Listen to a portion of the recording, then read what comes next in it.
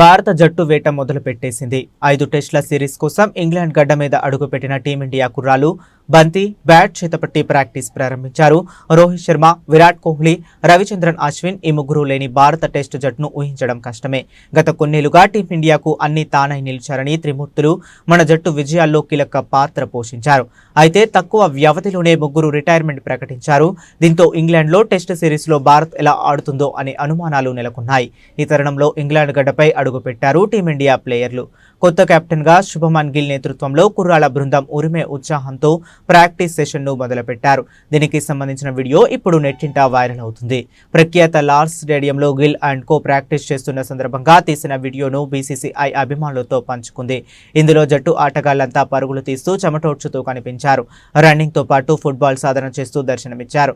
Captain Gill, vice captain Rishabh Pant fielding drills చేయడాన్ని వీడియోలో చూడొచ్చు. హెడ్ కోచ్ గౌతమ్ గంభీర్ అటు ఫీల్డింగ్ సెషన్స్తో పాటు ఇటు ఫిట్నెస్ డ్రిల్స్ ను కూడా దగ్గరుండి గమనిస్తూ కనిపించాడు.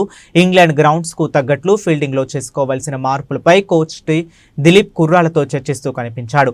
అటు రేసు గుర్రం జస్ప్రీత్ బుమ్రా బౌలింగ్ కోచ్ మెర్నీ మోర్కెల్తో మాట్లాడుతూ దర్శనమిచ్చాడు. ఇంగ్లాండ్ జట్టు బెండు తీసేందుకు లండన్లో ల్యాండ్ అయిన భారత బృందం ఇలా జోరుగా ప్రాక్టీస్ చేస్తూ తమ వేటాడేందుకు సిద్ధమని చెప్పకనే చెప్పుకొచ్చారు.